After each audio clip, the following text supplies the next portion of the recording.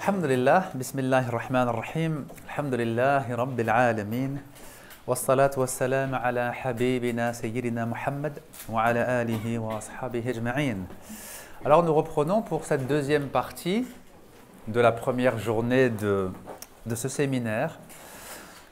Et on va évoquer dans cette deuxième partie les fondements du couple d'après le Coran et le Hadith. Et le tout premier fondement coranique sur lequel il faut s'arrêter, c'est le tout début de la sourate An-Nisa, la sourate 4. Je vous l'ai mis, donc c'est la première référence que vous avez, page 1. Ya ayyuhan nasu ittaqu rabbakum. Alors ici il faudra... Non, c'est bien, il n'y a pas de faute. Ya ayyuhan nasu ittaqu rabbakum alladhi khalaqakum min nafsin wahida wa khalaqa minha zawjaha wa batha minhuma rijalan kathiran wa nisaa. Ô hommes, et vous savez que le Coran parfois dit « Ô vous qui avez la foi » et parfois « Ô hommes ». Quand il s'agit des hommes en général, il s'agit vraiment d'un enseignement qui concerne la condition humaine, qui concerne vraiment l'humanité en tant que telle, indépendamment du fait d'être croyant ou non croyant. Ô hommes, faites preuve de crainte pieuse envers votre Seigneur. Ittaqu rabbakum. Soyez pieux envers votre Seigneur qui vous a créé d'un seul être et qui, ayant tiré de celui-ci son épouse, fit naître de ce couple tant d'êtres humains, hommes et femmes. Alors on retrouve quelque chose qu'on a évoqué ce matin dans le verset de la sourate 30, à savoir le fait que le couple en fait est à l'origine un être unique, et c'est à partir de cet être unique que le couple a été ensuite créé. Et ce verset nous rappelle que toute l'humanité dérive de cet être unique et que cet être unique, finalement, eh bien, il est ce qui va pouvoir être vécu ou, disons, recherché dans le cadre du couple. En fait, comme on l'a dit ce matin, le couple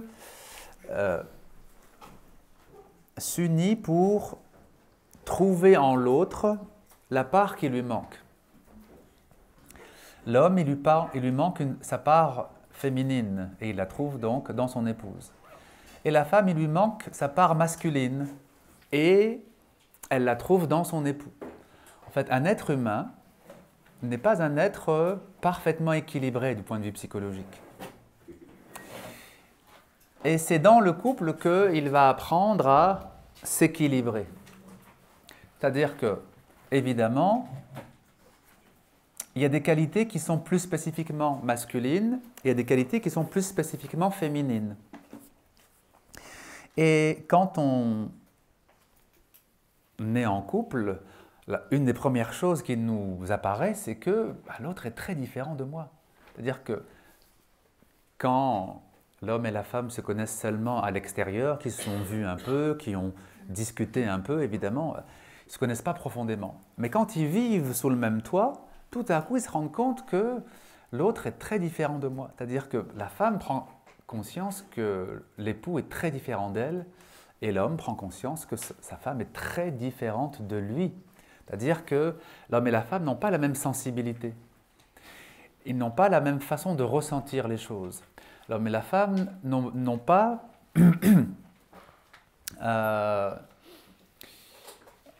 les mêmes dispositions pour les mêmes choses. Il y a des choses qui peuvent être faciles pour une femme et très difficiles pour un homme et inversement. Pourquoi? Parce qu'ils ont chacun une psychologie différente. Et alors, cette différence dont on prend tout à coup conscience dans les premières semaines ou les premiers mois de la vie de couple, qu'est-ce qu'on en fait? Qu'est-ce qu'on va faire de cette différence? Est-ce que ça va être vécu, ça va être source, disons, de problèmes et de conflits, ou est-ce qu'au contraire, ça va être source de complémentarité. C'est-à-dire le fait que l'homme ne soit pas une femme et que la femme ne soit pas un homme. Cette différence, elle est irréductible. On ne peut pas la faire disparaître. Qu'est-ce qu'on en fait? Une source de dispute ou bien une source de complémentarité au contraire? Prenons un exemple. Lorsque un enfant vient au monde, lorsque donc la mère le met au monde, pour elle, la maternité, c'est naturel. Le lien avec l'enfant, il est naturel. Tout de suite, en fait, l'enfant est pris en charge par la maman. Elle a cet instinct maternel qui la rend très très proche du bébé. Mais le père, est-ce qu'il a la même proximité avec le bébé? Le père, il n'a pas la même proximité avec le bébé, parce qu'il n'a pas la même sensibilité. Et donc, cette différence, qu'est-ce que va en faire le couple? Une complémentarité ou sujet de dispute? Tout dépend de la compréhension que l'un et l'autre ont. C'est-à-dire que si la mère a appris à comprendre ce que veut dire al-mawadda wal-rahma, l'affection et la miséricorde dans le couple, elle va comprendre que je ne peux pas demander à mon mari d'être une deuxième mère. Ce n'est pas une mère, c'est un père. Et donc, il ne peut pas avoir la même sensibilité que moi avec mon enfant. Et ce n'est pas forcément un moins, ce n'est pas forcément quelque chose de négatif. Le fait qu'il soit moins porté vers le bébé, le fait que par exemple, les pleurs du bébé ne lui font pas le même effet que à la maman. La maman, en fait, quand le bébé pleure, il faut que tout s'arrête, il faut consoler le bébé tout de suite. C'est l'urgence absolue. Pour un père, ce n'est pas la même chose. Bon. Est-ce que c'est un mal ou est-ce que c'est un bien? Si on en reste au niveau horizontal, c'est-à-dire si chacun veut que l'autre ait la même sensibilité ou le même ressenti que lui, évidemment c'est un mal. Parce que la mère trouve que le père n'est pas assez sensible envers l'enfant, il ne s'en occupe pas assez, je me demande même s'il l'aime. Bon. Et le père trouve que la mère est obnubilée par son bébé, elle ne pense qu'à lui, il n'y a plus que lui, il n'y a rien qui existe à part ce bébé. Bon. Si les deux en restent là, c'est vraiment une grande difficulté. Et vous avez beaucoup de couples qui passent des mois très difficiles parce qu'un bébé est arrivé. Bon. Mais si, comme je l'ai dit, l'un et l'autre, en fait, savent ce que veut dire affection et miséricorde, comprennent que Dieu nous a créés différents et complémentaires pour qu'on ne s'enfonce pas dans notre propre particularisme, pour que la mère ne s'enfonce pas dans son particularisme, que le père ne s'enfonce pas dans son particularisme. Qu'est-ce que je veux dire par particularisme? C'est que la mère, par exemple, avec le bébé, a tendance à être fusionnelle. De toute façon, elle l'a été physiquement pendant 9 mois. Elle était dans une fusion physique avec son bébé qu'elle portait en elle-même. Et elle a tendance à continuer cette fusion ensuite après à sa naissance. Qu'est-ce qui va l'aider à véritablement couper le cordon ombilical, pas simplement au moment de la naissance à la maternité, mais le couper réellement et concrètement dans la vie? C'est la présence du père, justement. C'est que le père, lui, il est naturellement détaché.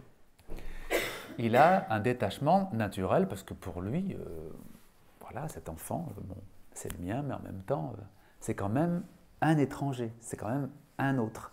Pour la maman, ce n'est pas un corps étranger, c'est la continuité de son corps à la base. Et ça, c'est très fort. Et donc, en réalité, cette différence de ressenti entre le père et la mère, c'est une aide de Dieu. Dieu a créé l'homme et la femme différents pour qu'ils se complètent. Et donc, ce qui est souhaitable, ce n'est pas que la mère devienne comme le père, ni que le père devienne comme la mère. Il n'est pas souhaitable que les deux parents soient fusionnels. Il n'est pas souhaitable non plus que les deux parents aient la même attitude de distanciation que le père. Si un enfant a deux pères ou deux mères, ça ne va pas.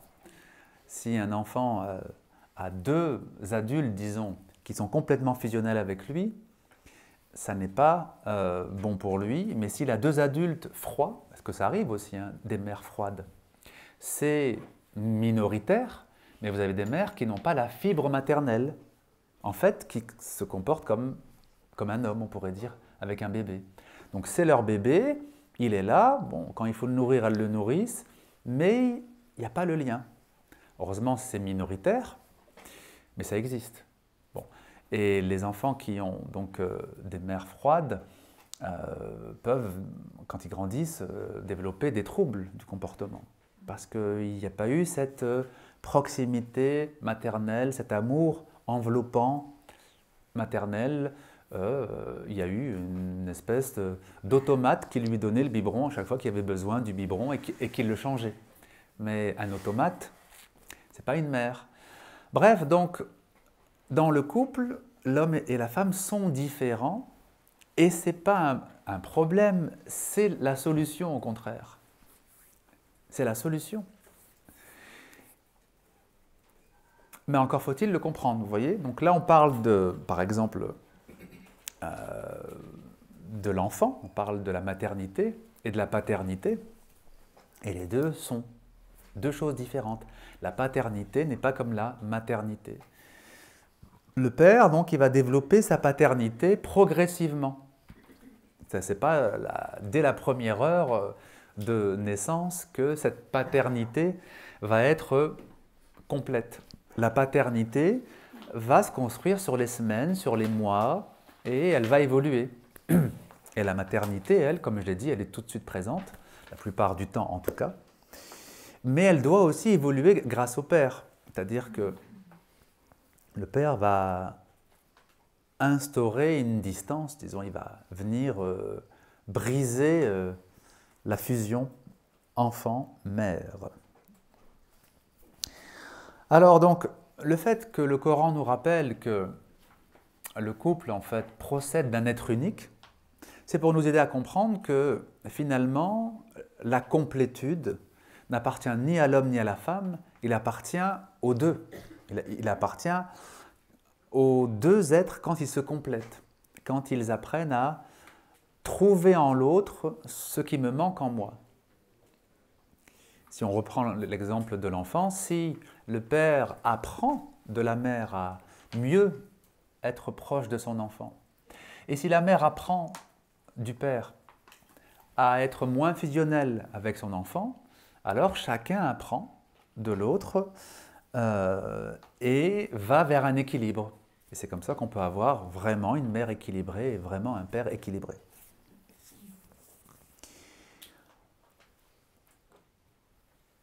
Donc si l'homme n'est pas complet au niveau psychologique, si la femme n'est pas complète au niveau psychologique, on comprend pourquoi le mariage est si important.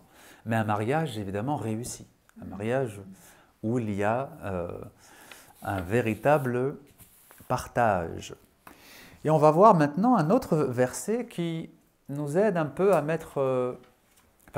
qui utilise une image pour qu'on comprenne qu'est-ce que c'est que la complémentarité dans le couple. Et c'est le premier verset de la page 2. « Hunna libasun lakum wa antum libasun lahun » Elles sont un vêtement pour vous et vous êtes un vêtement pour elles. Si il s'agit du couple, et Dieu fait comprendre à l'homme comme à la femme que dans le couple, chacun doit être un vêtement pour l'autre. Alors, qu'est-ce qu'un vêtement? C'est quoi un vêtement? Ce qui protège, oui, qui protège de quoi? Des intempéries, oui, du froid. Et pourquoi on a besoin de vêtements? Pour se couvrir. Bon, couvrir la nudité, donc pudeur, couvrir la nudité, mais le froid, les intempéries, il y a les deux sens, bien sûr, mais prenez les animaux par exemple, est-ce qu'ils ont besoin de vêtements? Non? Ils ont un pelage, ou ils ont des plumes, ou ils ont... Et donc, ils ont leur protection qui est naturelle. Et l'être humain n'a pas reçu de protection naturelle, il a besoin de cela fabriquer. C'est le domaine de la culture, en fait, c'est la culture qui va donner le vêtement. Ce n'est pas la nature qui nous donne le vêtement. C'est un effort qu'on doit faire, alors que l'animal, lui, il n'a pas cet effort à faire. Autrement dit, l'être humain, il a des fragilités et le besoin de se vêtir, c'est une de ces fragilités. Sinon, effectivement, il peut mourir de froid. Le vêtement, donc, c'est ce qui nous protège contre notre fragilité. Et c'est aussi ce qui va protéger notre intimité. Eh bien, c'est cette image qui nous est donnée, c'est l'image du vêtement qui nous est donnée pour parler du couple, en fait. Dans un couple, l'un protège l'autre. Protège de quoi? Protège de ses propres fragilités, c'est-à-dire que l'autre, il a des fragilités, et j'ai à le protéger. Et inversement. Il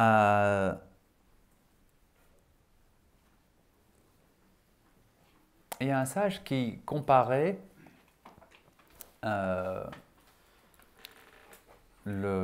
complémentarité du couple à un parfum et une bouteille. Il disait, l'homme il est comparable au parfum et la femme va être comparable à la bouteille qui contient et qui protège le parfum. Vous savez qu'un parfum, c'est très très volatile, c'est-à-dire que ça s'évapore beaucoup plus vite que de l'eau. Pourquoi? Parce que ce sont des essences, et les essences c'est très volatile, ça s'évapore très vite. L'eau ou le lait s'évapore beaucoup moins vite. Et qu'est-ce qu'il voulait dire? Il voulait dire par là que l'homme, il a tendance à se disperser. Et la femme, elle a tendance à quoi? À le garder à elle, à le ramener. Et c'est vrai que l'homme, il a tendance à se disperser à l'extérieur, avec les gens qu'il connaît, avec ses fréquentations, Et la femme, au contraire, elle a tendance à lui demander d'être présent à la maison, de revenir tôt, de ne pas trop sortir. Et ce n'est pas forcément bien vécu par certains hommes, mais heureusement que les femmes ont cette nature un peu possessive, on va dire, parce que les hommes, ils sont très volatiles. C'est impressionnant. Quand ils sont livrés à eux-mêmes, c'est impressionnant à quel point ils se dispersent. Et à quel point le moindre divertissement suffit à les emmener. Et alors, alhamdoulilah, aujourd'hui, c'est un peu une exception. Il y a quand même pas mal d'hommes, mais souvent, dans les séminaires et dans les conférences, il n'y a pas d'hommes. Il y en a 2 ou 3. Et tout le reste, ce sont des sœurs. Pourquoi? Parce que les hommes sont volatiles. Oui. Le premier divertissement les emmène. Alors, s'il fait beau, il y a encore moins d'hommes. Et puis si on tombe dans une période de Coupe du Monde ou de... Non, il faut annuler toutes les conférences en période de Coupe du Monde. Et je dis ça pour les organisateurs, parce que vous n'aurez pas d'hommes en fait. Peut-être que vous n'aurez même pas d'organisateurs peut-être. Eux-mêmes seront absents. Donc, effectivement, la différence de nature, elle a du sens. Elle a vraiment du sens. Et cette différence de nature, il est important de ne pas le vivre sur le plan du conflit. De ne pas se dire elle m'énerve, elle ne veut jamais que je sorte, ou bien il m'énerve, il n'est jamais à la maison. Évidemment, ce n'est pas comme ça qu'il faut le comprendre. Il faut comprendre que le but n'est pas de rendre un homme féminin. Ce n'est pas un but. Et le but n'est pas non plus de rendre la femme masculine. Ce ne serait même pas une bonne chose. Le but, c'est que chacun trouve son équilibre et que l'un s'équilibre avec l'autre. Comme les 2 jambes, en fait, que nous avons, nous rééquilibrent. Quand vous marchez, qu'est-ce que vous faites en fait? vous tombez en fait à chaque fois. Marcher, c'est tomber et être rattrapé avant de tomber. En fait, vous tombez à gauche et vous vous rattrapez, vous tombez à droite et vous vous rattrapez. La marche, ça n'est rien d'autre qu'une succession de chutes rattrapées. Si vous ne tombez pas ne serait-ce qu'un peu, vous ne pouvez pas marcher. La marche, c'est vraiment ça en fait. C'est votre jambe gauche qui rattrape la jambe droite et inversement en fait. Eh bien, on pourrait dire que c'est ça un couple en fait, c'est-à-dire que chacun rattrape l'autre comme la jambe gauche rattrape l'autre. L'image donc coranique du vêtement, hunna libasun lakum wa antum libasun lahun, c'est vraiment donc cette image de complémentarité. Vous protégez et couvrez votre épouse vous protège et vous couvre aussi. Parce que parfois, dans l'imaginaire masculin, il y a cette idée que moi, je protège ma femme et c'est tout. Et moi, je n'ai pas besoin de protection. C'est moi le protecteur. C'est pas comme ça. Le verset ne dit pas que l'homme protège la femme, point à la ligne. Il dit les deux. L'homme protège la femme protège l'homme aussi. Parce que les dangers sont différents. Les risques sont différents. Tout à l'heure, on a parlé des enfants. Effectivement, quand un enfant commence à grandir, quand il commence à avoir 5 ans, 6 ans, il est important aussi que le père prenne un rôle plus actif au fur et à mesure que l'enfant grandit et que ce ne soit pas que la mère qui soit en contact direct avec l'enfant, qui soit en première ligne seulement avec l'enfant. Il est important aussi que le père prenne une place de plus en plus importante. Pourquoi? Parce que, comme on l'a dit, la mère a forcément au début, sauf quelques exceptions, un côté assez fusionnel. Bon, quand l'enfant est tout petit, c'est pas encore trop grave, on va dire. Mais plus l'enfant grandit, plus c'est gênant. Une mère, par exemple, qui n'a pas évolué et qui reste fusionnelle alors que son enfant, il a 8 ans, 10 ans, voire 15 ans, ça commence à être très gênant et à être très handicapant pour cet enfant. Et donc, le rôle du père, ça va être, à partir d'un certain âge, d'être vigilant au fait que la mère puisse laisser respirer son enfant, puisse laisser son enfant prendre une certaine distance, parce qu'il a besoin d'une certaine distance. Et comme je disais, donc ça c'est en principe un des rôles du père. Alors la protection, elle a beaucoup de sens, hein. Là on en a évoqué quelques-unes. Il y a aussi une protection en termes sentimental, au niveau donc affectif. L'affectivité de l'homme et de la femme ne sont pas les mêmes. Vous l'aurez remarqué. La façon d'aimer pour un homme n'est pas la même que pour une femme. Ce que l'homme attend d'une épouse n'est pas la même chose que ce qu'une épouse attend de son mari. Et ce matin, je disais que même s'il ne faut pas être envahi par la psychologie, il y a quand même des choses justes et intéressantes, en tout cas dans certains cas.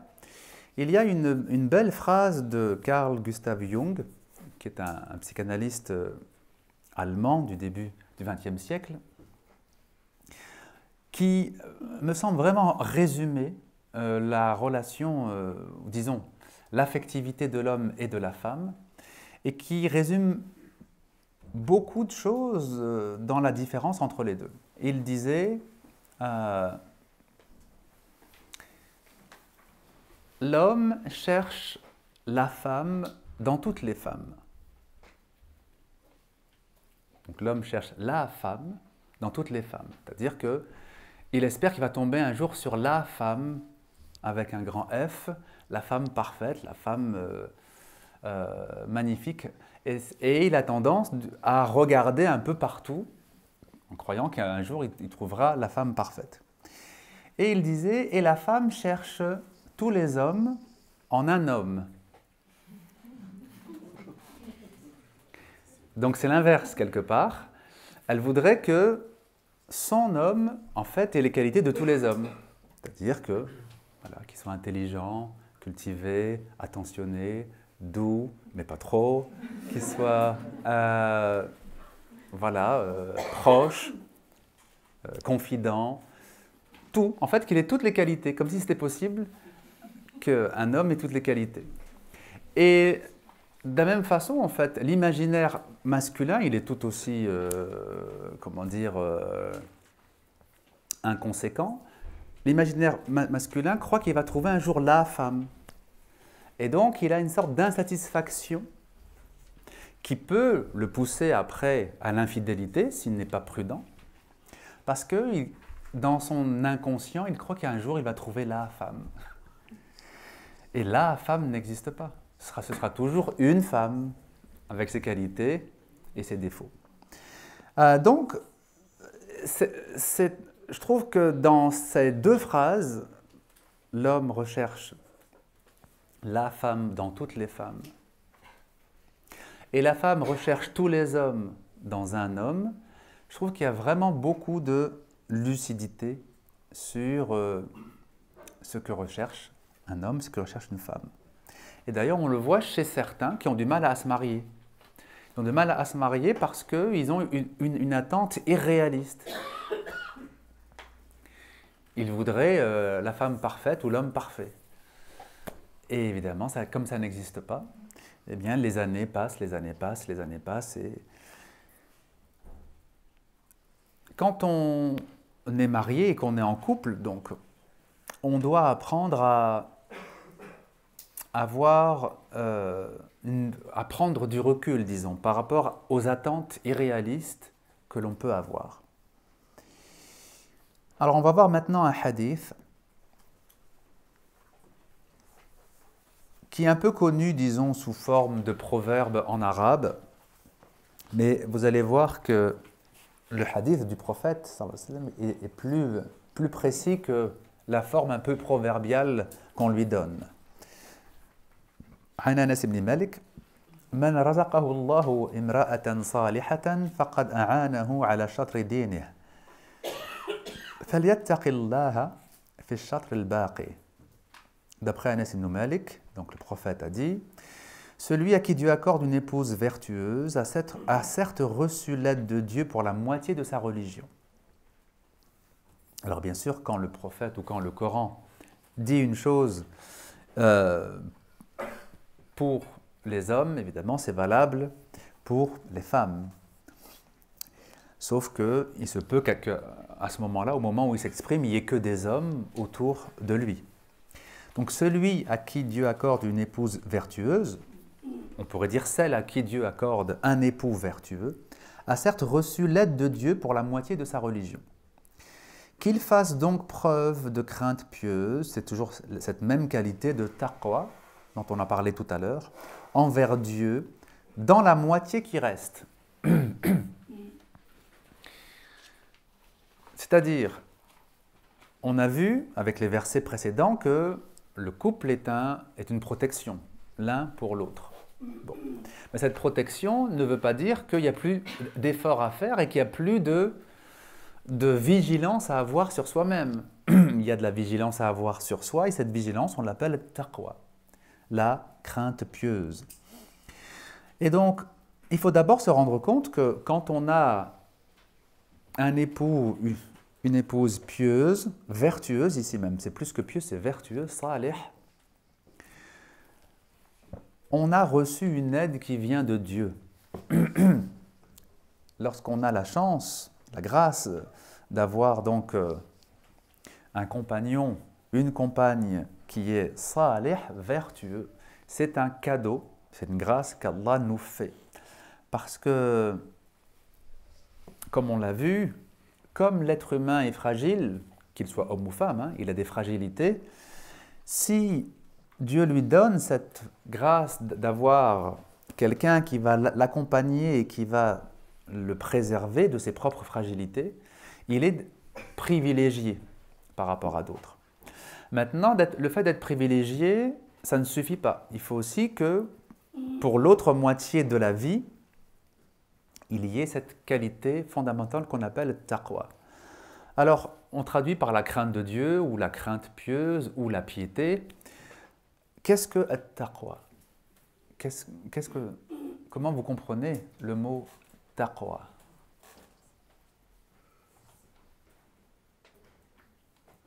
Qui veut répondre? C'est une protection de la croyance. Alors, ça vient du mot arabe wiqaya, qui veut dire protection. Éviter les interdits.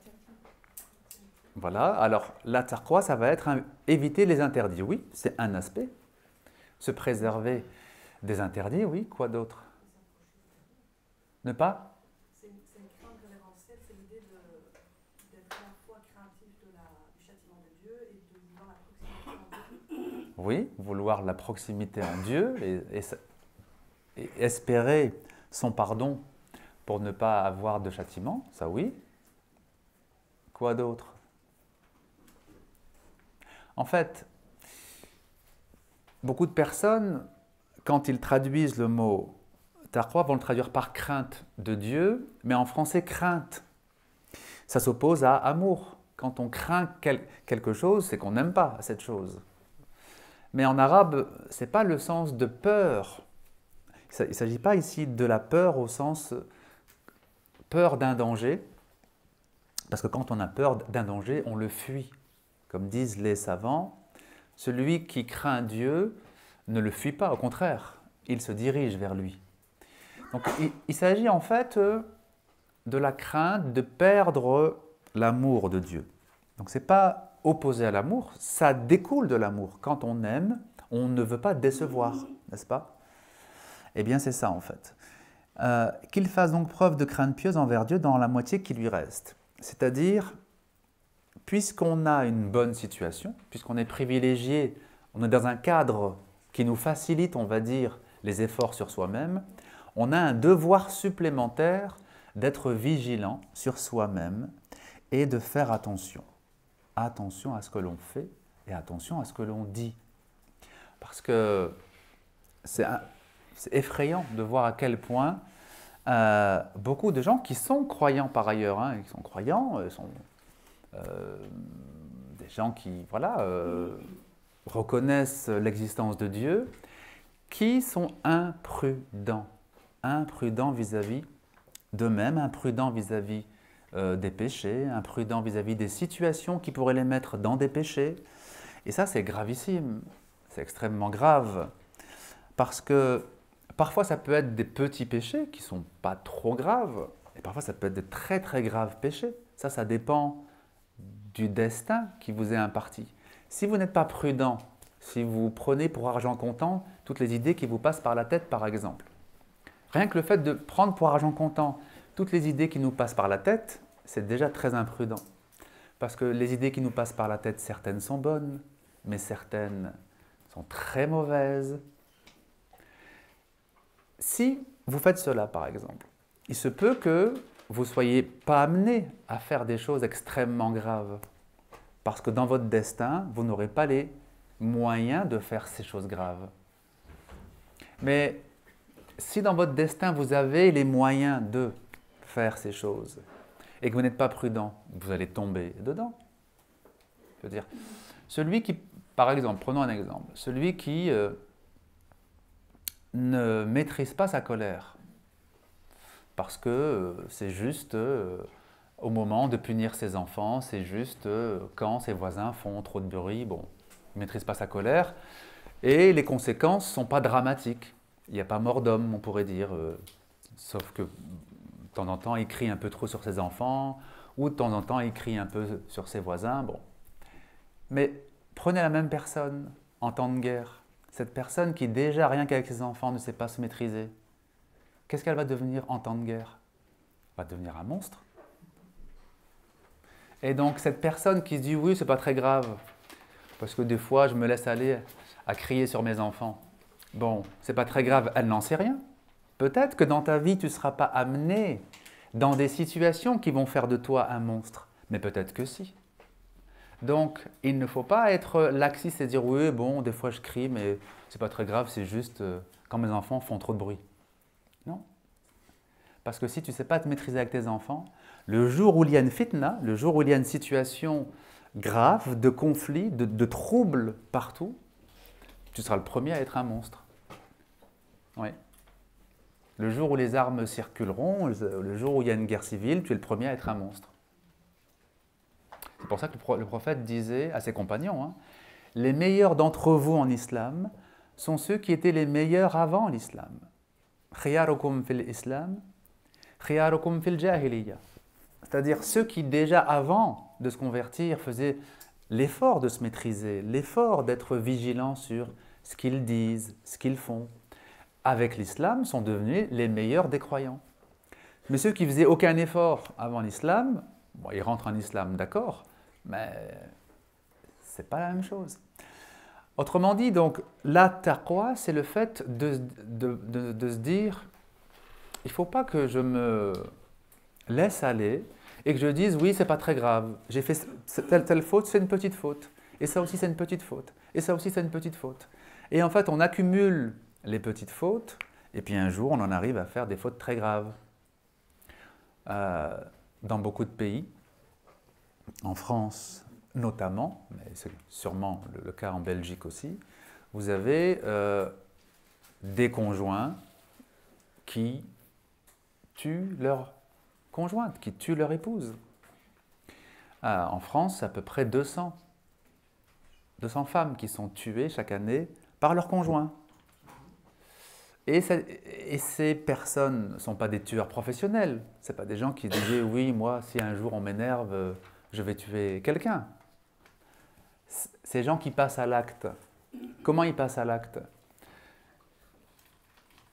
Par un laxisme de tous les jours, par un laisser-aller, par le fait de dire « oui, je me suis mis en colère, c'est parce que le voisin il a bien mérité. Oui, je me suis mis en colère, c'est parce que mes enfants faisaient trop de bruit. » Ils banalisent le laisser-aller, banalisent la colère, ils banalisent l'agressivité. Et puis un jour, ils apprennent une nouvelle, ils apprennent que leur femme a demandé le divorce. Et là, ils deviennent fous, parce qu'ils n'étaient pas préparés, parce que c'est dur à entendre, et ils passent à l'acte. Mais cette personne, avant qu'elle entende, avant que sa femme lui dise « j'ai demandé le divorce », si on lui avait dit « est-ce que tu serais capable de tuer une personne » ou « est-ce que tu serais capable de tuer la mère de tes enfants ?» Il aurait dit non, jamais de la vie. Je ne serais pas capable de tuer la mère de mes enfants. Ne serait-ce que pour mes enfants. Même si je ne l'aime plus, ne serait-ce que pour mes enfants, je ne le ferai pas. Oui, ça c'est la personne qui parle. Quand la nefs n'a pas encore fait remonter toute sa noirceur. La personne, elle est naïve sur sa propre noirceur. Et elle se dit, mais non, moi je ne veux pas tuer quand même la mère de mes enfants. Mais quand on est en situation de fitna, c'est-à-dire de trouble, de conflit, c'est là où l'obscurité de l'âme remonte et qu'on peut faire des choses gravissimes. Donc avant de faire des choses gravissimes, il faut avoir la vigilance sur soi-même. C'est ce qu'en islam on appelle at-taqwa, la crainte pieuse envers Dieu, c'est-à-dire être vigilant de chaque petite chose qui peut nous éloigner de Dieu. Même si ça nous paraît petit, on ne le fait pas quand même. Et on ne part pas du principe qu'on n'est pas capable de dériver. Ça aussi, c'est une naïveté très grande. Qui n'est pas capable de dériver? Tout le monde est capable de dériver. Tout le monde a potentiellement ça en lui. Après, ça se réalise ou ça ne se réalise pas, selon les situations et selon la démarche personnelle. Mais tout le monde est capable de dériver. Comme il nous est dit dans la sourate Yusuf, « La ubarri'u nafsi » je n'innocente pas mon âme ou mon ego. Il ne faut pas innocenter son ego. Il faut avoir de la prudence vis-à-vis de lui. Inna an-nafsa la'ammaratun bis-su. Ensuite, le verset continue en disant parce que an-nafs, donc l'âme ou l'ego, incite au mal, invite au mal. Le mariage, donc, quand il est réussi, ça ne veut pas dire que tout est facile, ça ne veut pas dire qu'on est sur un nuage tous les jours. Mais ça veut dire qu'au moins, les deux ont compris qu'ils sont là pour s'aider, pour s'épauler l'un l'autre et pour empêcher l'autre d'être emporté par ses propres fragilités. Quand le mariage est basé sur cela, alors effectivement, il est la moitié de la religion et il reste donc à faire l'effort, à faire cet effort intérieur de crainte pieuse. Alors, le plus difficile, on va dire que le plus gros obstacle ou les plus gros obstacles à ce qu'il y ait dans le couple cette miséricorde, cette compassion envers l'un et l'autre, c'est la prise de conscience progressive des défauts de l'autre. Parce que forcément, quand on vit en couple, on apprend à voir les défauts de l'autre. Mais ce qui est difficile, c'est de savoir qu'est-ce qui est superficiel comme défaut et qu'est-ce qui appartient au tempérament. Parce que vous pouvez avoir un défaut qui est superficiel, qui est juste là parce que vous avez pris de mauvaises habitudes, mais vous pouvez avoir un défaut qui appartient à votre tempérament profond. Et ce n'est pas la même chose. Un défaut que vous avez pris parce que vous étiez dans une ambiance où ce défaut était couramment présent, c'est très différent d'un défaut qui appartient à votre tempérament. Si vous avez grandi dans une famille bruyante où on se dispute pour un oui ou pour un non, vous aurez tendance vous aussi à élever le ton, à vous emporter. Ça ne veut pas dire que ça appartient à votre tempérament. C'est simplement le milieu, l'éducation. Bon. Mais vous avez des personnes qui ont des tempéraments agressifs. C'est différent de celui qui a pris l'habitude dans son milieu de répondre, de s'emporter, de lever le ton, bon, etc. Donc la grande difficulté quand on vit avec quelqu'un, c'est de savoir qu'est-ce qui est superficiel et qu'est-ce qui appartient à son tempérament. Parce qu'un tempérament, ça ne se change pas. Tempérament, ça ne se change jamais. Non. Vous connaissez le hadith du prophète où il a dit « Si on vous dit qu'une montagne a changé de place, vous pouvez le croire. Mais si on vous dit que quelqu'un a changé de nature, ne le croyez pas. Car il ne fait que déployer la nature qui lui a été donnée. » C'est étonnant ce hadith. Hein? Ouais. Si on vous dit qu'une montagne a changé de place, vous pouvez le croire, c'est-à-dire c'est moins improbable, c'est moins extraordinaire que quelqu'un qui aurait changé de nature profonde, de tempérament. Parce que on ne change pas plus son tempérament que la couleur de ses yeux, que sa morphologie, que la taille, voilà. Ça fait partie de choses qui nous sont données avec lesquelles on va devoir travailler. Bon. On ne change pas de tempérament. Ça ne veut pas dire qu'on va en être victime toute sa vie. Hein. C'est deux choses différentes. Il faudra apprendre à vivre avec et à le spiritualiser. Mais qu'est-ce que veut dire spiritualiser? Je vais vous donner deux exemples que, en principe, vous connaissez.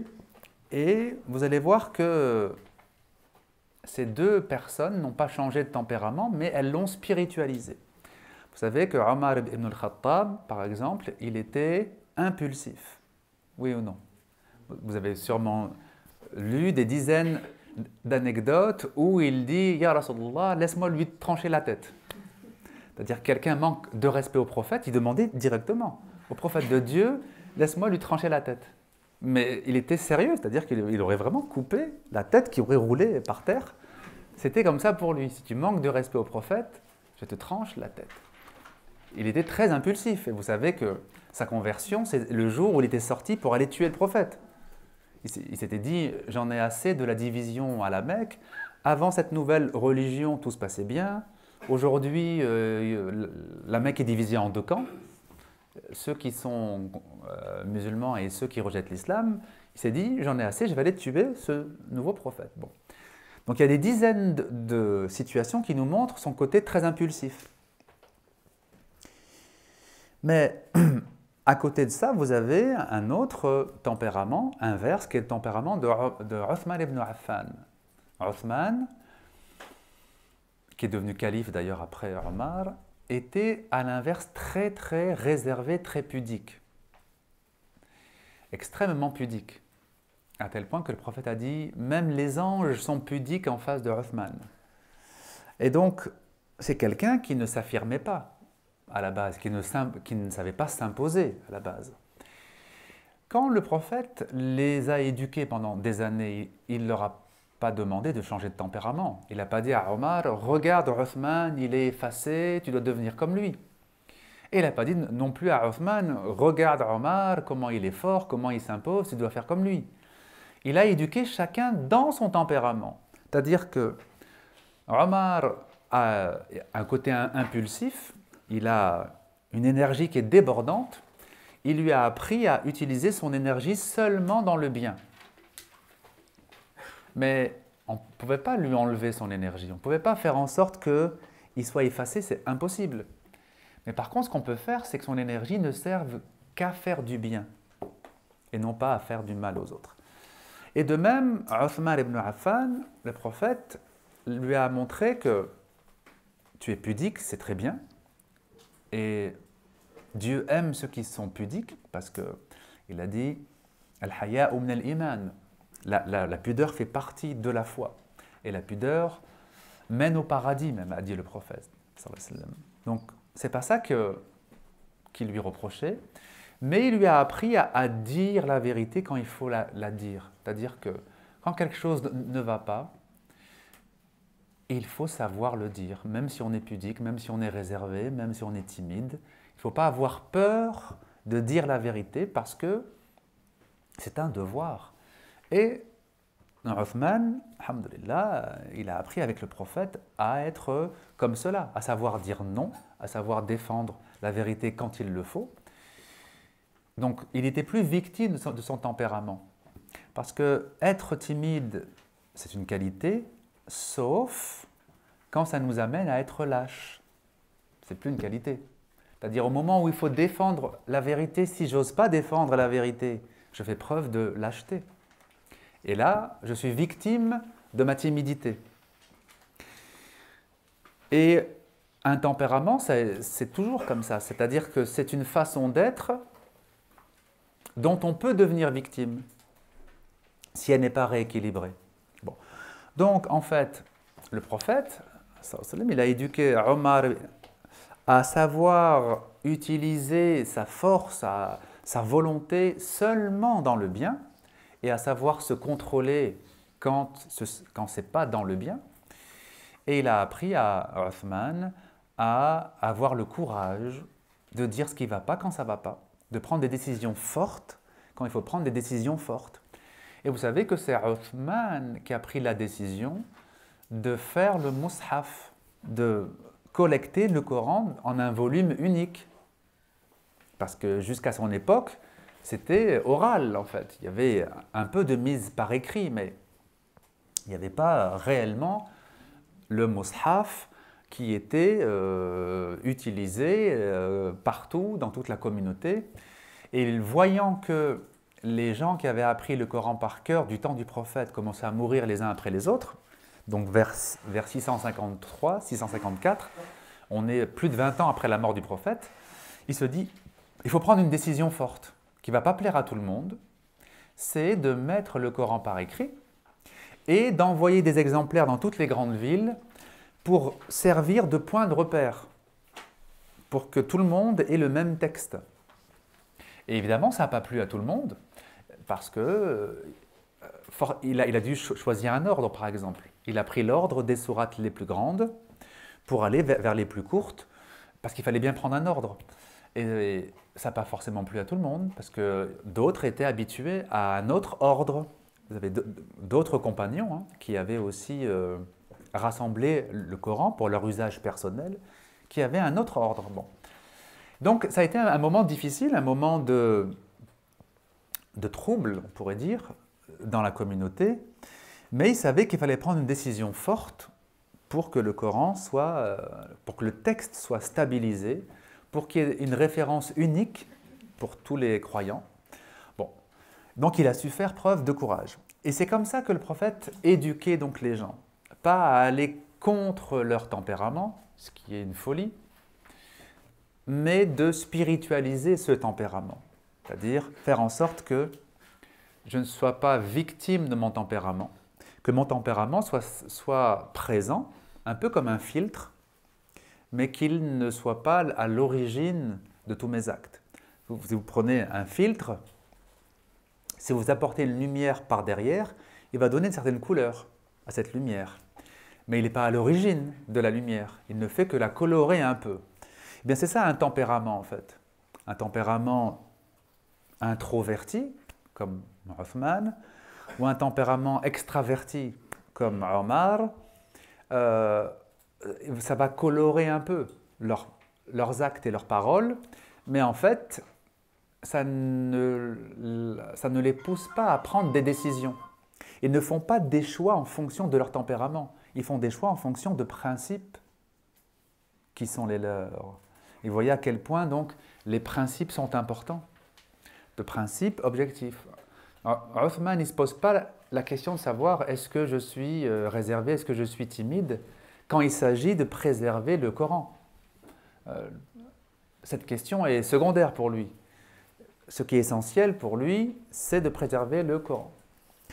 Alors, maintenant que vous voyez la différence entre un tempérament et puis un trait de caractère qui est hérité d'un milieu, d'habitude, et qui peut être perdu très facilement, puisqu'il a été acquis dans tel milieu, il peut être perdu dans tel autre milieu. Maintenant que vous voyez la différence, il faut donc apprendre à être une aide pour son époux, pour son épouse,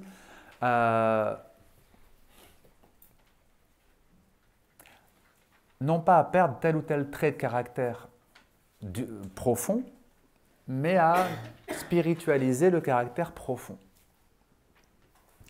Bon, si on a un mari ou une femme très timide, ça ne sert à rien de vouloir en faire quelqu'un d'extraverti. Ça n'a pas de sens. Mais ce qui a du sens, c'est lui apprendre à ne pas être victime, lui apprendre à dire non, à savoir dire non quand il faut dire non. Et c'est comme ça qu'on peut être une bonne compagnie, qu'on peut être une compagnie qui renforce l'autre, qui élève l'autre. Alors, quand c'est la femme qui est un peu timide, bon, en général, voilà, le mari accepte assez facilement. Et quand c'est l'inverse, c'est plus dur. Les femmes de poigne ont du mal à accepter un mari timide. Parce qu'elles ont de la poigne, elles ont, sont habituées donc à s'imposer. Et elles ne sont pas du tout contentes que leur mari, voilà, ne dise jamais rien, ne lève pas la voix, reste en retrait, elle lui donne des coups de coude. Réponds, vas-y. Tu dis jamais rien. Oui, on ne peut pas en fait. Elle ne pourra jamais changer son mari. Mais par contre, effectivement, souligner que c'est un devoir de défendre la vérité, c'est un devoir de savoir dire non quand il faut dire non, c'est un devoir. Et c'est la notion de devoir qui nous permet de dépasser notre tempérament. Quand vous oubliez votre nature, on va dire, parce que vous êtes concentré sur un devoir, sur un principe, là vous vous élevez intérieurement et vous vous libérez de votre propre tempérament. On ne peut pas sortir de son tempérament sans la notion de devoir, sans la notion de principe et de devoir. La première fois que je suis allé dans une caserne militaire, j'étais jeune, j'avais 20 ans, je suis allé quelques jours seulement. Et j'étais très étonné de voir que ces gens, ces militaires, qui n'étaient pas musulmans, hein, avaient une certaine noblesse dans le comportement. Surtout les gradés, surtout les officiers. Je trouvais que ils avaient quelque chose, vraiment, de la noblesse de caractère.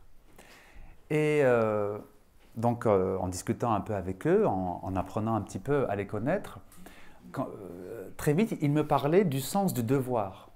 Pour eux, pour les militaires, il y a le sens du devoir, avant ce qui me plaît ou ce qui ne me plaît pas, ce qui me fait plaisir, ce qui ne me fait pas plaisir.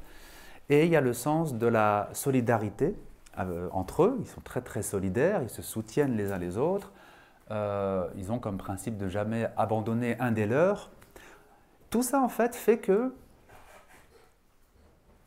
ils arrivaient à développer certaines qualités parce qu'ils avaient la notion de devoir. Et on trouve ça chez tous ceux qui ont le sens du devoir en fait. Quand vous allez chez un artisan, un vrai artisan, c'est-à-dire formé à l'ancienne, qui a l'amour du travail bien fait, qui a l'amour de, comment dire, qui a le sens de la parole, quand il vous dit le travail, je vous le livre dans 3 semaines, il est vraiment livré dans 3 semaines, un vrai artisan, vous allez trouver chez lui aussi ça, vous allez trouver une certaine noblesse. Parce qu'ils ont le sens du devoir, ils ont été éduqués comme ça. On fait les choses par devoir et pas parce que ça me fait plaisir ou ça ne me fait pas plaisir. Voilà, donc ça c'est très important de le comprendre. Quand on a le sens du devoir, on arrive à dépasser bien des difficultés personnelles, bien des limites personnelles liées à notre tempérament.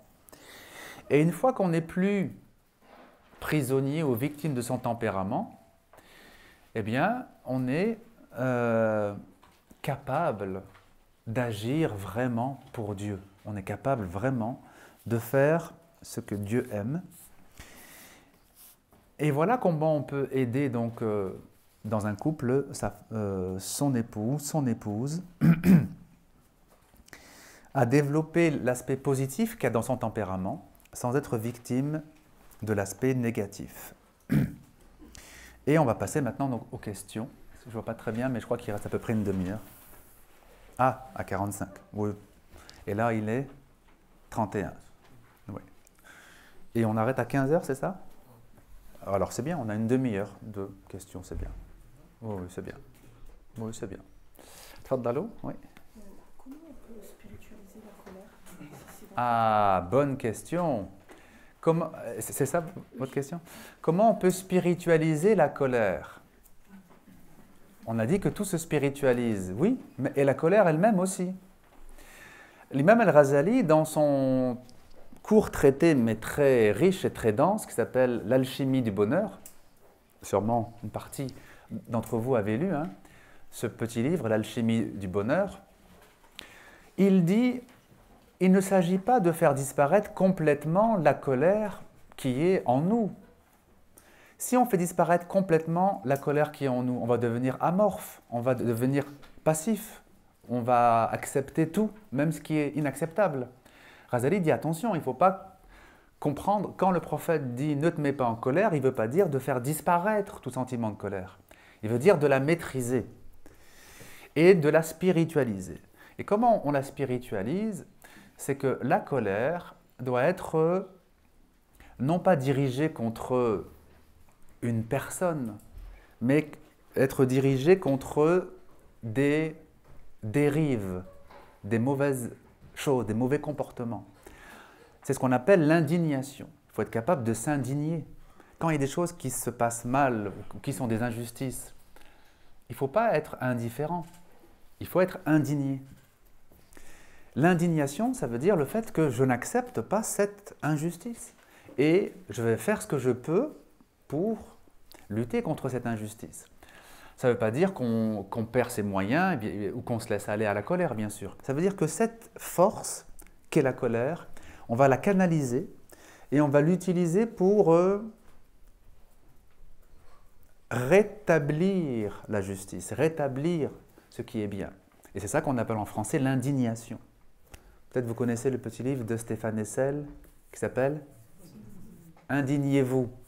C'est un très bon livre, un très bon petit livre où il parle de beaucoup de choses, de beaucoup d'injustices dans le monde. Et il souligne qu'on ne doit pas accepter, on ne doit pas être passif. On doit, si on peut évidemment, faire quelque chose pour aider, il faut aider à réparer les injustices. Donc le bon usage de la colère, c'est de l'orienter vers l'aspect constructif. On va construire avec. Lorsque la colère n'est pas maîtrisée, elle est destructrice, elle va détruire. Combien de familles sont détruites parce que un ou plusieurs membres se laissent aller à la colère, ça peut être physiquement parce qu'ils vont être violents, ça peut être verbalement. Donc la colère non maîtrisée, elle détruit. Mais la colère maîtrisée, au contraire, c'est une énergie qui nous aide à faire face, qui nous aide à résister, à ne pas se laisser faire et à avancer. Donc. Et la première colère qu'il faut avoir, dit l'imam al-Ghazali, c'est la colère contre notre propre passivité, contre notre propre paresse. En fait, il faut frapper du poing contre soi-même, c'est-à-dire, non, je ne veux plus me laisser faire, je ne veux plus être victime de cette petite voix dans ma tête qui me dit non, demain, demain, demain, plus tard, plus tard, plus tard. Il faut être capable de frapper du poing, et pour ça, il faut une forme de colère.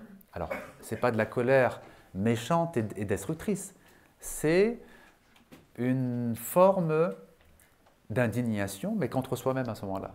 De se dire, mais comment c'est possible? Ça fait des mois, des années que je me laisse aller, que je ne réagis pas, que je n'avance pas. Non, il faut être capable d'être, comment dire, intransigeant avec soi-même. Alors, intransigeant, attention, avec des choses raisonnables, pas des choses déraisonnables. C'est-à-dire, si vous trouvez que vous vous êtes laissé aller à la paresse pendant des mois, vous n'allez pas du jour au lendemain vous imposer un rythme intenable. Vous n'allez pas du jour au lendemain vous imposer une discipline de fer. Ce n'est pas possible. Il faut être raisonnable, il faut faire une chose à la fois. Et puisque c'est raisonnable, c'est une raison de plus de ne pas céder.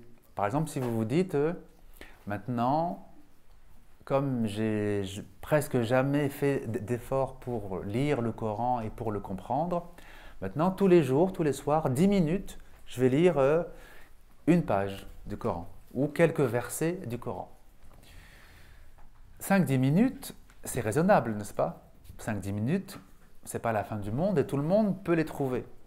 Et comme c'est raisonnable et que c'est jouable pour vous, vous n'avez aucune raison de céder à cette petite voix qui va vous dire « Oui, mais ce soir, tu es fatigué. Il faut que tu te reposes et que on verra demain. Et demain, tu reprendras ton rythme. » Quand vous faites des choses raisonnables, c'est-à-dire mesurées, calibrées par rapport à vos capacités, à ce moment-là, vous n'avez aucune raison d'être faible par rapport à la paresse qui tout le temps revient. Et c'est humain, hein, ça revient en nous. Et donc, vous avez toute légitimité pour être intransigeant. Non, j'ai décidé que j'allais faire pendant 3 mois, par exemple, 10 minutes de lecture, je m'y tiens. Point. Donc ça, c'est une forme de colère, vous voyez.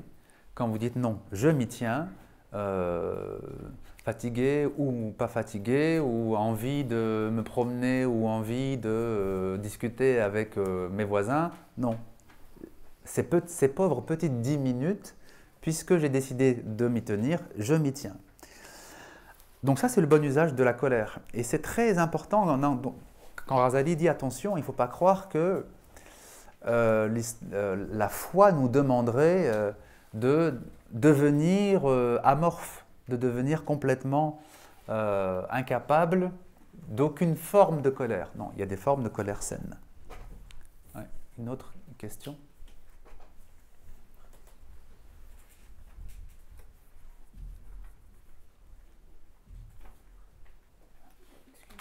Oui, allez-y. Par rapport à une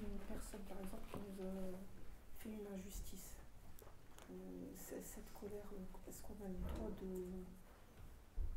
Quand on a le sentiment que cette personne nous a fait une injustice, est-ce qu'on a le droit d'être en colère? Est-ce qu'il faut pardonner? Oui. Alors, vous avez entendu la question, non? C'est sur quand une personne nous a commis à notre égard une injustice, est-ce qu'on a le droit d'être en colère ou est-ce qu'il faut pardonner? Comment trouver l'équilibre? Est-ce qu'on doit oublier? Est-ce qu'on doit... Oui. Alors, tout dépend de ce que vous appelez être en colère. Si être en colère, c'est vous emporter et vous faire du mal à vous-même, évidemment, c'est non. La mauvaise colère, la colère dont le prophète nous dit de se défaire complètement, c'est la mauvaise colère, c'est la colère non maîtrisée, celle qui va nous faire du tort à nous d'abord, parce qu'on se fait souffrir soi-même quand on se met en colère de cette façon-là. Et puis, on est amené à dépasser les limites parce qu'on va dire des choses qui ne sont pas justes ou on va accomplir des actions qui ne sont pas justes. Comme on est emporté par la colère, on dépasse les limites. Bon. Donc tout ça, c'est évidemment quelque chose qu'il faut éviter. Maintenant, l'indignation, le fait de ne pas accepter l'injustice, le fait de ne pas accepter ce que la personne a fait, au contraire, c'est important et c'est bien, il ne faut pas accepter une injustice. Il ne faut pas accepter d'être victime d'une injustice. Mais cette non-acceptation, elle n'est pas une révolte contre ce qui vous arrive. Parce que le fait que vous n'acceptez pas que quelqu'un vous... Par exemple, je ne sais pas moi, quelqu'un vous crée un préjudice, il détruit une partie, je ne sais pas moi, de votre jardin, de votre propriété. Bon, votre voisin détruit une partie de votre jardin. Bon, il ne faut pas accepter. Maintenant, ça n'empêche pas que vous, personnellement, vous puissiez le voir comme une épreuve qui vient de Dieu. Ça, c'est entre vous et Dieu. On n'est pas sur le plan personnel ou horizontal, vous êtes sur le plan vertical. Vous le voyez comme une épreuve qui vient de Dieu. Dieu vous éprouve, il éprouve votre détachement par rapport aux biens matériels, par exemple. Il éprouve votre patience. Et donc, à vous à comprendre son message. Mais en même temps, sur le plan horizontal, il ne faut pas accepter. Et le fait que vous l'acceptiez comme une épreuve venant de Dieu, ça n'empêche pas que vous puissiez tout à fait porter plainte, que vous puissiez tout à fait demander justice et réparation. C'est deux plans qui sont différents en fait. Mais quand vous faites ça, quand vous acceptez l'épreuve qui vient de Dieu, quand vous comprenez qu'elle est là pour vous apporter quelque chose, pour vous faire grandir sur un certain point, vous allez, par exemple, porter plainte contre la personne sans amertume, sans rancune, sans espèce de rumination intérieure où on rumine sa haine contre la personne. Non, puisque pour vous, en fait, c'est un bien. C'est un bien qui vous est arrivé, c'est une épreuve qui vous est donc bénéfique. Mais vous le faites parce qu'il ne faut pas laisser l'injustice s'installer. Pourquoi? Parce que cette personne, si vous ne dites rien et que vous tournez la page, elle peut le faire à encore une autre personne. En fait, vous encouragez le mal en ne stoppant pas cette personne, en ne demandant pas justice. Donc on demande justice pas forcément parce qu'on en a besoin ou pas forcément parce que sinon on est plein de haine. C'est pas ça. On demande justice d'abord pour la personne elle-même, pour qu'elle se rende compte du mal qu'elle a fait, pour qu'elle se rende compte qu'il vaut mieux pour elle qu'elle arrête, parce qu'il y a des conséquences négatives à chaque fois. Et donc, vous rendez service déjà à cette personne. Et vous rendez service à des futures victimes potentielles aussi. Parce que vous n'encouragez pas cette personne à recommencer avec d'autres. Donc, pardonner, oui, vous pouvez très bien pardonner intérieurement. Et demander en même temps réparation. C'est deux plans très différents en fait. Pardonner, ça veut dire, je sais que cette personne en fait, elle est victime de son ignorance, elle est victime de son égarement, elle est victime voilà, pourquoi lui en vouloir? Et en même temps, je sais aussi que ce qui m'arrive sont toujours des épreuves envoyées par Dieu, qu'elles sont là pour nous faire grandir. Qu'est-ce qu'on a à lui reprocher, finalement? Vous voyez? Mais sur le plan des relations humaines, il nous est demandé donc de ne pas laisser se répandre le mauvais exemple et se répandre les injustices. Oui. Excusez-moi, Oui. on n'a pas l'occasion de rendre justice, comment ça se passe? Pourquoi, par exemple? Par exemple, s'il y a une personne, enfin, si on a subi une injustice envers une personne, on n'a pas l'occasion de porter plainte ou quoi que ce soit, en fait, Oui. pour faute de preuve. D'accord. Parce qu'on voit que la personne. D'accord. S'il n'y a pas de possibilité de réparation, ça peut arriver, par exemple, quand la personne qui a commis l'injustice décède, par exemple. Si la personne est décédée, bon, il n'y a plus moyen de réclamer réparation. À ce moment-là, s'il n'y a pas moyen de réclamer réparation, vous êtes libéré de votre devoir social. Vous êtes libéré de votre devoir de réparer, si vous voulez. Et vous n'avez plus que l'aspect directement spirituel. À ce moment-là, c'est à vous de vous concentrer sur l'aspect spirituel de la situation. Qu'est-ce que Dieu a voulu m'enseigner par cette épreuve? Pourquoi est-ce qu'il m'a fait rencontrer ce genre de personnes? Pourquoi j'avais besoin de passer par là? Parce qu'en fait, on ne comprend vraiment ce qui nous est arrivé que quand on arrive à saisir pourquoi j'avais besoin de passer par là. Même si c'est des choses difficiles, même si c'est des choses très douloureuses. Prenez l'exemple du prophète. Il a perdu ses parents très tôt. Il n'a jamais connu son père, et puis sa mère est morte quand il avait peut-être 8 ans, 9 ans, 10 ans, bon, en tout cas à peu près vers cet âge-là. Bon, il n'a jamais connu ses parents, il les a perdus, c'est une épreuve pour un enfant d'être orphelin. Mais c'est en grandissant qu'il a compris pourquoi il devait passer par là, pourquoi il devait être orphelin. Il devait être orphelin pour être directement éduqué par Dieu. En fait, cette situation particulière était la face visible d'une autre réalité qui est l'éducation divine. Il n'y a pas eu d'éducation parentale parce qu'il devait avoir l'éducation divine. Alors bien sûr qu'il ne l'a pas compris en étant jeune, c'était beaucoup trop tôt, mais plus tard, il a dit « Addabani Rabbi fa ahsana ta'dibi ». Il a dit « C'est Dieu qui m'a éduqué, c'est mon Seigneur qui m'a éduqué et il a parfait mon éducation ».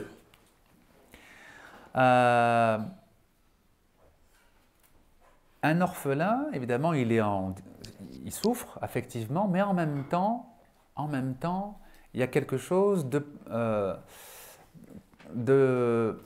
vierge dans son esprit. Parce que même s'il a des tuteurs, même s'il a des gens autour de lui, ce que les tuteurs, que ce soit des membres de la famille ou bien des gens de l'extérieur, vont dire à un orphelin, ne va pas s'imprimer comme ce que la mère va dire ou ce que le père va dire. Ce que notre mère et notre père nous disent, ça nous marque très profondément. Par contre, si c'est votre oncle qui vous éduque, votre grand-père, un éducateur, un tuteur, bon, ça vous marque, mais pas de la même façon. Un orphelin, il est obligé de se construire lui-même. Alors, pour le bien ou pour le mal. Il y en a qui se construisent bien, il y en a qui se construisent mal. Mais un orphelin, il est obligé de se construire lui-même. Et donc, le prophète devait être orphelin. Il devait passer par là parce qu'il était appelé à être un être particulier. Un être qui n'est pas marqué par l'influence sociale habituelle. C'est quelqu'un qui était un peu en dehors, on va dire, des habitudes de son peuple.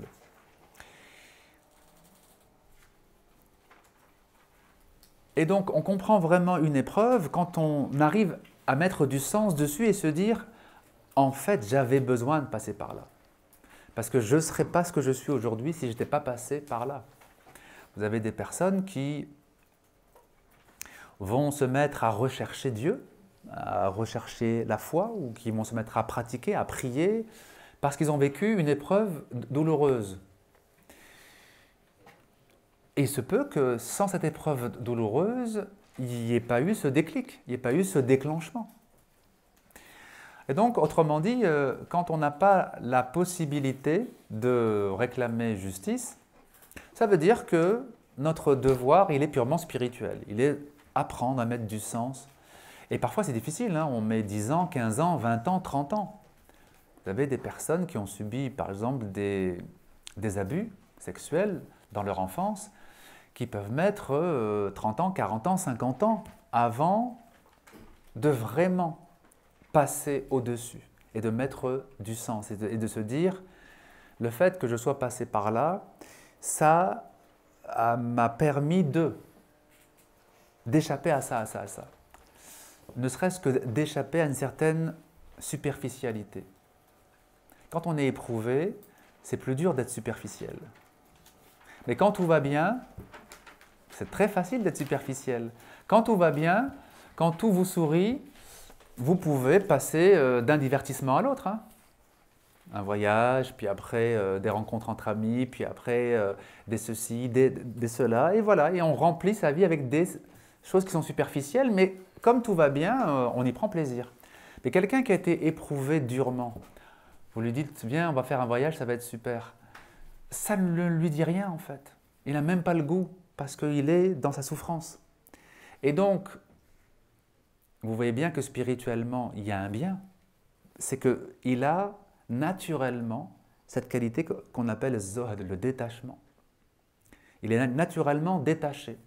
Parce que tout lui paraît superficiel, tout lui paraît...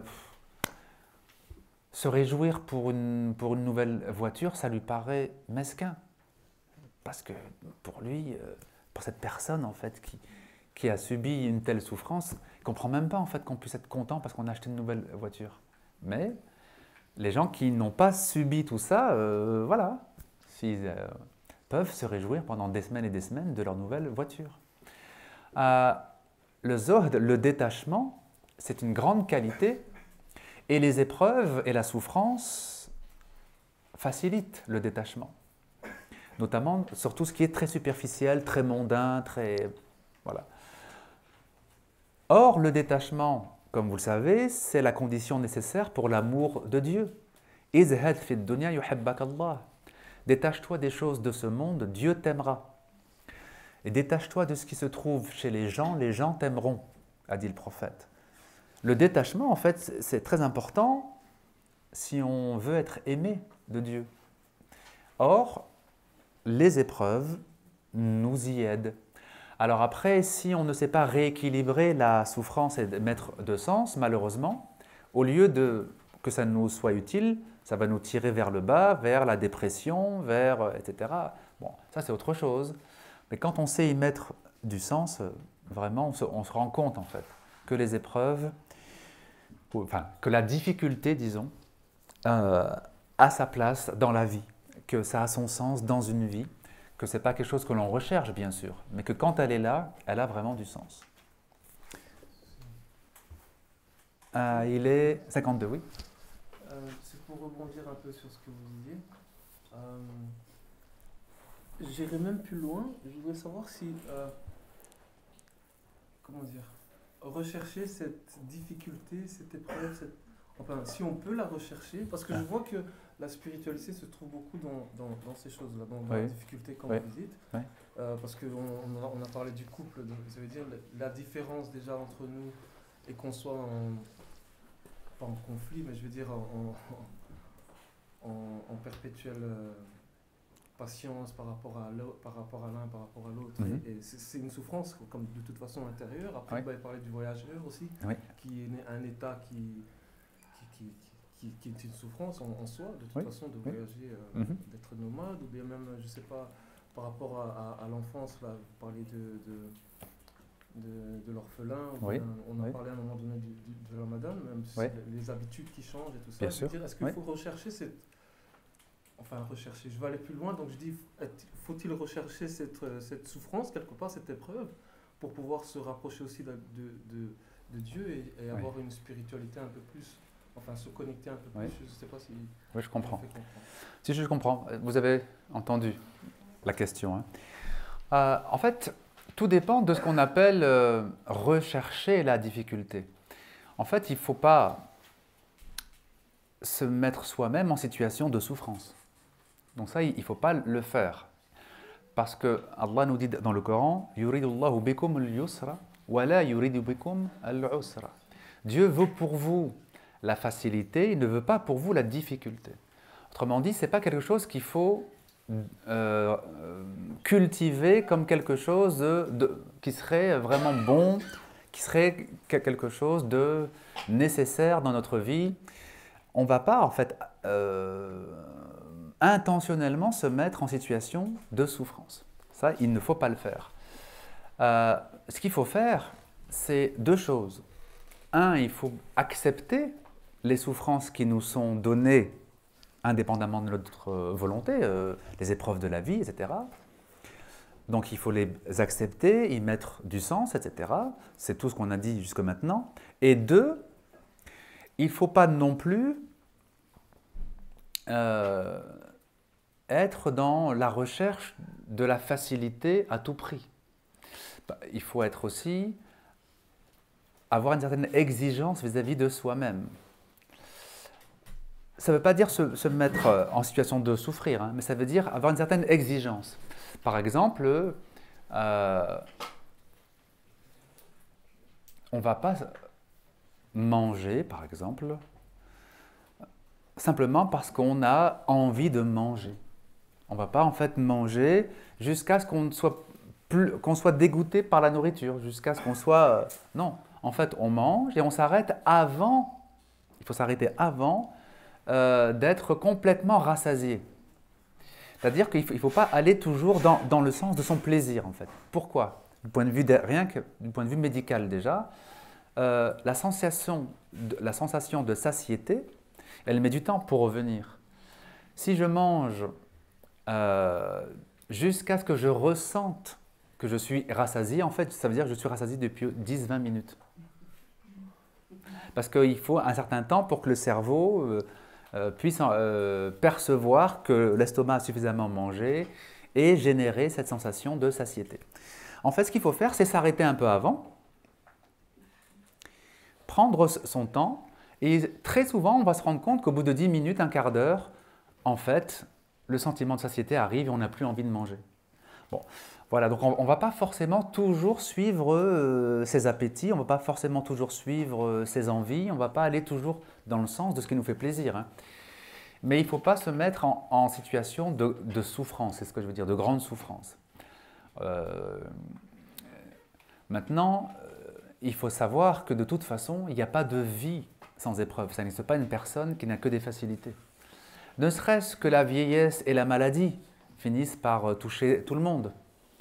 Et donc, dans la sourate Yasin, Dieu dit « وَمَنْ نُعَمِّرْهُ نُنَكِّسْهُ فِي الْخَلْقِ » Celui à qui nous donnons une vie longue, nous le diminuons dans son être, dans sa santé, etc. C'est-à-dire que, voilà, quand on a 70, 80 ans, 90 ans, on est diminué. On est plus faible, on est plus fatigué, il y a plein de choses que l'on ne peut plus faire. Certaines personnes sont même dépendantes après, dépendent des autres. Certaines sont malades, elles souffrent, elles ont des souffrances physiques très fortes. Bon. Donc de toute façon, des difficultés dans la vie, il y en aura. Donc ce n'est pas à nous à les provoquer, je veux dire.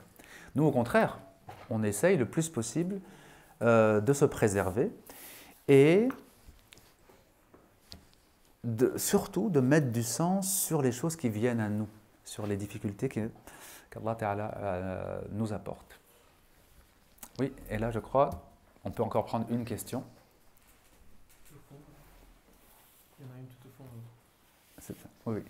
Tout au fond, oui. Est-ce que la clé de tout ça, c'est pas la connaissance de soi, en fait? Oui. C'est-à-dire, on parlait ce matin du couple. Parfois, vous disiez, il y a de la manipulation dans certains couples. Oui. Dans d'autres couples, en fait, on croit que c'est de l'amour, mais c'est plus l'attachement, c'est plus aussi une dépendance. Oui, oui. Vous parliez de dépendance à l'instant, il y a des dépendances affectives. Oui. Et parfois, les épreuves, ce sont des rappels à l'ordre. Et en fait, parfois, apprendre l'autre à le connaître alors qu'on ne se connaît pas soi-même. Oui, tout à fait. Donc, est-ce que la clé, c'est vraiment pas, peut-être certains ont besoin d'épreuves, certains ont besoin de lourdes épreuves, parfois d'accidents dans la vie, mais parfois est-ce que c'est pas nécessaire de prendre le temps de savoir vraiment qui on est, et là ça rejoint un petit peu ce que vous disiez au niveau des tempéraments, des choses qu'on peut améliorer au niveau de nos caractères, mais les tempéraments profonds, ce qui était évoqué aussi par les Grecs, les Chinois, c'est des tempéraments qu'on peut sublimer. C'est ça, tout à fait. Donc en islam aussi on en parle, et donc se connaître, s'aimer aussi, parce que comment est-ce que je peux donner de l'amour à l'autre alors que je ne m'aime pas vraiment. Tout à fait. Comment est-ce que je peux respecter l'autre alors que je ne me respecte pas vraiment. Et là, ça va tout à fait. Une question de la sœur qui disait comment dire stop à un moment donné, comment c'est-à-dire être dans la compassion, être dans la miséricorde, l'amour. Mais vous l'avez bien rappelé, ça passe aussi par le fait de ne pas accepter certaines choses. Le fait de respecter l'autre aussi. Respecter l'autre, c'est aussi respecter l'autre qui est en nous. Tout à fait. Donc, tout à fait. Il n'y a pas justement. Moi, ce que je comprends ici, c'est d'abord se connaître et ensuite connaître l'autre. Alors, tout à fait. La connaissance de soi, c'est vraiment quelque chose qui est essentiel et qui est au cœur, en fait, de tout ce qu'on a cité aujourd'hui. Tout à l'heure, j'ai cité le livre de Al-Ghazali, L'alchimie du bonheur. La question de la connaissance de soi, elle est au cœur de son traité, L'alchimie du bonheur. Mais attention, quand on dit la connaissance de soi, comment est-ce qu'elle est possible? Elle n'est pas possible tout seul dans son coin, par introspection. Alors il faut avoir des moments où on peut faire cette introspection, où on est seul, on peut faire un examen de conscience, mais ce n'est pas suffisant. Il faut se frotter aux autres, il faut se frotter notamment à l'autre dans le couple pour apprendre à se connaître. Parce qu'il y a beaucoup de choses qui vont nous apparaître pas dans le miroir de l'autre. C'est ce que dit un hadith, Al-mu'min mir'atul mu'min. Le croyant est le miroir du croyant.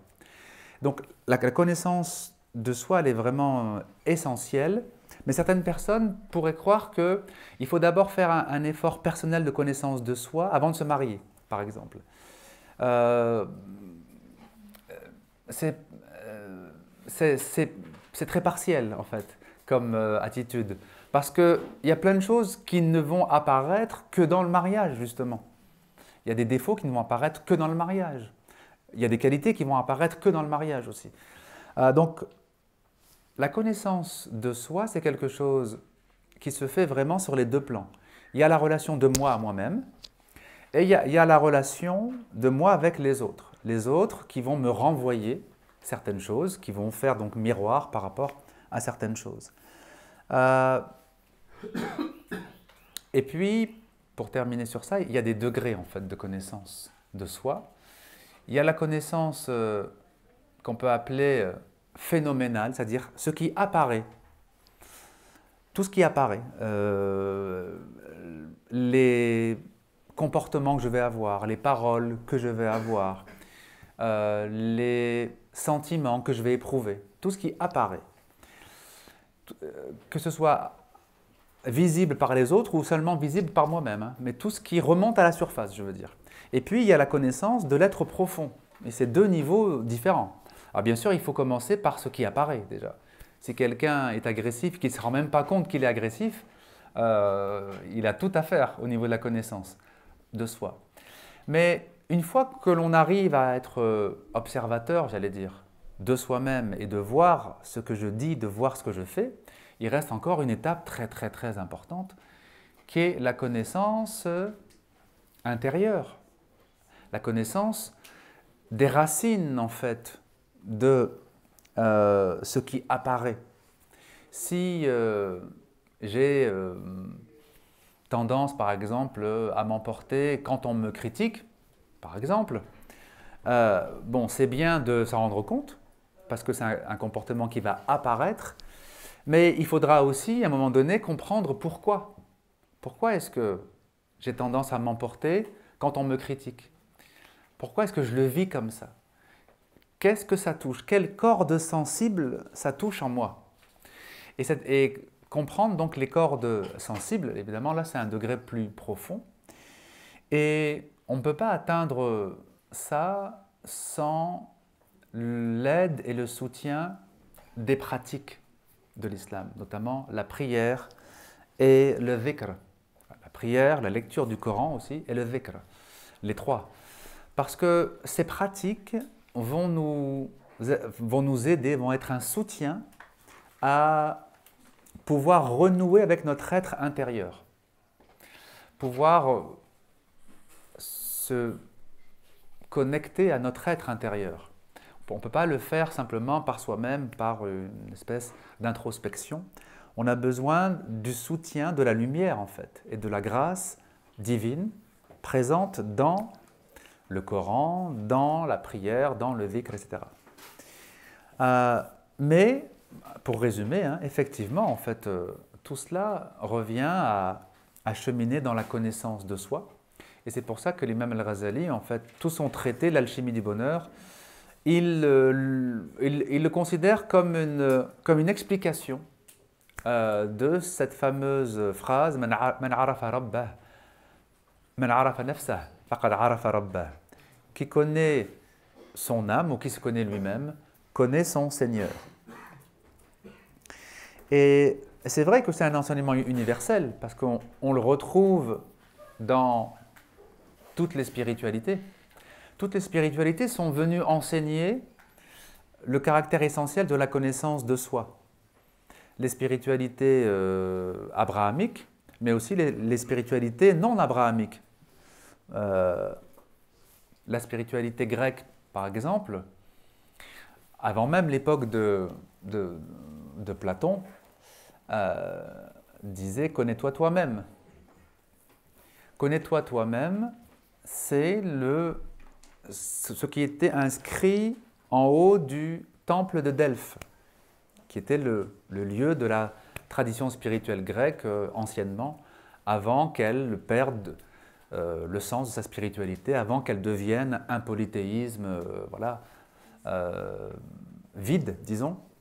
Au moment où c'était encore une spiritualité, elle était basée sur quoi? Sur cette fameuse phrase. Et donc, voilà, la connaissance de soi, c'est quelque chose de très progressif. C'est quelque chose qu'on va apprendre à faire vraiment sur le long terme. Et c'est quelque chose qui va aller de pair ou en parallèle avec notre connaissance de Dieu, notre proximité avec Allah Ta'ala. Et alhamdulillah, on va donc conclure sur ça. Inch'Allah, dimanche prochain, ramenez bien votre document, puisque on va étudier la semaine prochaine le reste des références qui vous ont été données. Donc, pensez à le prendre avec vous. Et donc, on se dit, Inch'Allah, un dimanche prochain. Avant les du'a, peut-être que vous avez quelque chose à dire, oui? Pas particulièrement, mis à part que... Attendez, s'il vous plaît. Oui. Mis à part que, comme je disais tout à l'heure, c'est une continuité de ce qui se passe le vendredi. Pour tout renseignement, c'est le bureau qui s'occupe de ça. Ou sur Facebook aussi, on a en fait tout le programme de janvier jusqu'au juin.